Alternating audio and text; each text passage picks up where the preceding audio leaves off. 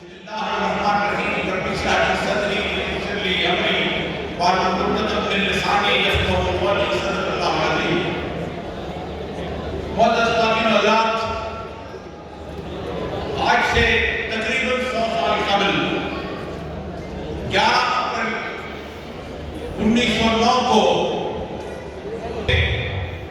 جو دنیاوی اعتبار سے ارب پتی تھے، کوئی لندن میں رہتا تھا، کوئی برلن میں رہتا تھا، کوئی بروکلن میں رہتا تھا اور کوئی روس کے کسی شہر میں آباد تھا.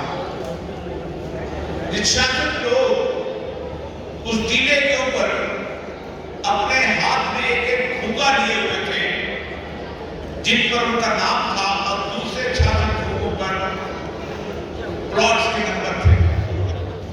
قرآن دادی بھی پلاٹ لاٹ کر دیے گئے. ایک پلاٹ اس بات کے لیے رکھا گیا کہ یہاں پر ہم ایک ایسی یونیورسٹی بنائیں گے جو مردہ زبان عبرانی کو زندہ کرے گی. ہم ایک بہت بڑا سینیگاگ کریں گے اور ایک ٹاؤن ہال.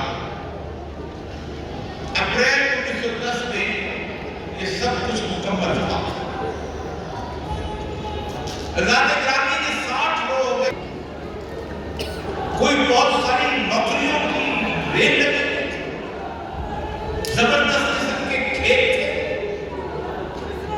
کوئی ایسی چیز تھی کہ یہاں سے سونا نکلنے والا تھا. ہر جگہ میں سے کوئی ایک چیز ہے. لیکن صرف چند سال پہلے سوئٹزرلینڈ کے شہر باسل میں جمع ہو کر انہوں نے اپنے آپ کے ساتھ ایک وعدہ کیا تھا کہ ہماری مقدس کتابیں یہ کہتی ہیں کہ ہمارے درمیان ایک مسیحا آئے گا کہ جو مسیحا حضرت داؤد علیہ السلام کے تخت پر بیٹھ کر حکومت کرے گا اور ہم اس عالمی حکومت کو قائم کرنے کے لیے ہر وہ شخص جو بنی اسرائیل نہیں ہے، جینٹائل کہتے ہیں اس کو یہودیت کے اندر. جینٹائل کا مطلب یہ ہے کہ چھپکلی، کیڑا مکوڑا، سانپ، بچھو، جسے انسانوں کو پورا حق حاصل ہے کہ اس کو کبھی بھی کسی بھی جگہ میں کچل دیں، اس پر ان کا خون حلال ہے. ہم ان جینٹائل کو ختم کر کے یہاں پر حکومت قائم کریں گے. اس 1909 سے لے کے 1948 کی 14 مئی کے دن انہوں نے حکومت قائم کر لی. 14 مئی 1948 کو یہ تمام یہودی ایک جگہ جمع ہوئے اور دو کام کیے. پہلا، ڈیوڈ بن گوریون کی ایک تقریر تھی. We are not going to write down a book which has sex more than Talmud and Torah. ہم کوئی ایسی کتاب تحریر نہیں کریں گے آئین کے نام پر جس کی عزت اور توقیر تالمود اور تورات سے زیادہ ہو. The Constitution of Israel is Torah. اسرائیل کا آئین تورات ہے. سب سے پہلی بات. دوسری بات انہوں نے یہ کہا کہ ہم یہاں مسیحا کی آمد تک امانت دار ہیں، سپاہی ہیں. اور جھنڈا تصدیق کیا گیا جس کے دونوں طرف دو لائنیں فرات کی لائن ہے اور ایک جگہ نیل کی لائن ہے اور اس کے درمیان پورے کا پورا علاقہ جو ہے وہ کہتے ہیں اس طرح پہ ہماری بنیادی حکومت قائم ہوگی. صرف آپ سب لوگوں سے ایک سوال کرتا ہوں. میں آپ سے کہتا ہوں کہ بلوچستان میں ایک شہر موکوٹی ہے جو ویسا ہی ہے جیسا تلابیب تھا. تلابیب عبرانی میں اس ٹیلے کو کہتے ہیں جس کے نیچے پانی ہوتا ہے. وہاں پر ایران سے سبزیاں آتی ہیں تب لوگ کھاتے ہیں. وہاں پر بکریاں نہیں پالی جا سکتی. ٹرین 3 دن کے بعد پانی لے کے جاتی ہے. تم لاہور میں اپنی چار جو وہاں پر آباد ہو جہاں تمہاری اس علاقے کے لوگ تمہاری جان کی دشمن کوئی نہیں جائے گا، کوئی نہیں جائے گا۔ لیکن وہ ارب پتی یہودی 50 ارب کی دولت چھوڑ کے 1.5 برلے کے فلیٹ کے اندر آ کے آباد ہوئے ہیں۔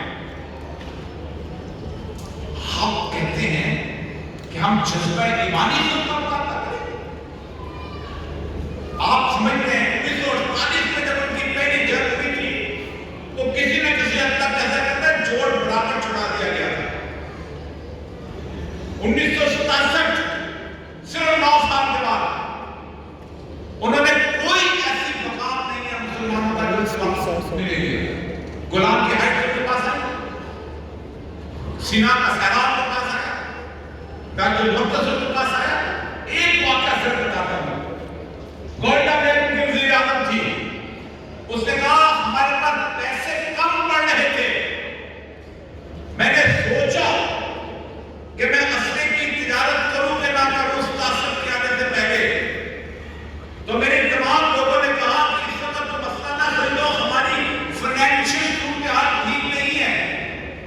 تو اس نے کہا مجھے سیرت النبی کا ایک واقعہ یاد آیا، میں اس کو پڑھ رہی تھی کہ جب رسول اکرم صلی اللہ علیہ وسلم اس دنیا سے رخصت ہوئے تو سیدہ عائشہ کے پاس دیے میں جلانے کے لیے تیل موجود نہیں تھا، پڑوسوں سے ادھار مانگا تھا، لیکن 8 تلواریں ان کے ترکے کے موجود تھیں۔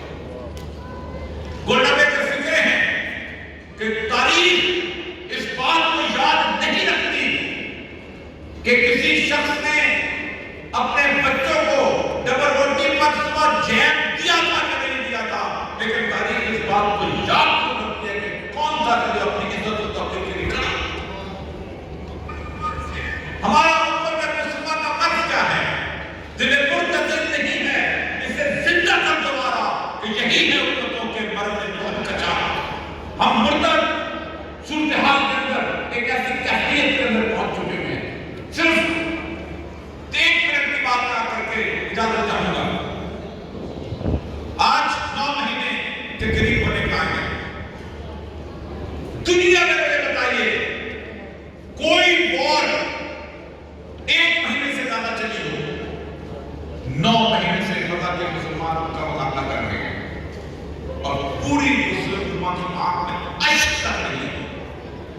شرم آنی چاہیے کہ نیو یارک میں، لندن میں، وہاں وہ جو برکلے کی بستی کے اندر 3700 طلبہ جو مسلمان نہیں آج گرفتار ہیں۔ مجھے ایک فکر ایسا وقت کم ہے، بہت سارے مقررین یہاں موجود ہیں۔ جس دن الشفا ہاسپٹل سراؤنڈ ہو چکا تھا تو وہاں کے ایک ڈاکٹر نے میسج دیا اور لندن میں جلوس نکل رہا تھا، کلمہ طیبہ پڑھنے والے لوگ نہیں تھے، عام سادہ مسلمان تھے۔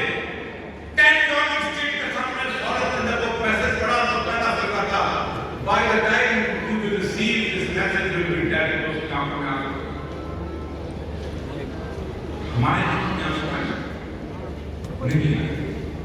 شہر آخری آیت قرآن کی پڑھ کے اجازت کروں گا۔ سورہ نساء کی بار بار یاد کری ہے، بار بار یاد، میں بار بار پڑھنا چاہتا ہوں۔ ما لکم لا تقاتلون فی سبیل اللہ والمستضعفین من الرجال والنساء والولدان الذین یقولون ربنا اخرجنا من هذه القرية الظالم۔ تمہیں کیا ہو گیا ہے؟ مر گئے ہو تم کہ تم نہیں نکلتے اللہ کی راہ میں ان لوگوں کو بچانے کے لیے؟ کوئی مدد کی غیر نہیں ہے، عیسائی ہو، یہودی ہو، کافر ہو، اللہ کو نہ مانتا ہو، کلیہ ظالم کا ہونا چاہیے۔ کلیہ ظالم تو کیا کہتے ہیں؟ ربنا اخرجنا من هذه القرية الظالم، اے اللہ ہمیں ان ظالموں کی بستی سے نکال دے۔ اور آگے دیکھیے وَجَعَلْنَا مِن لَّدُنْكَ وَلِيًّا، ہمارے لیے تو اپنا دوست تو بھیج۔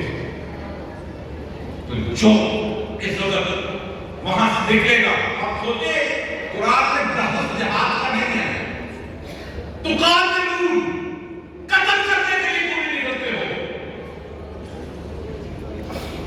دولت دینے کا نہیں ہے، چچا دینے کا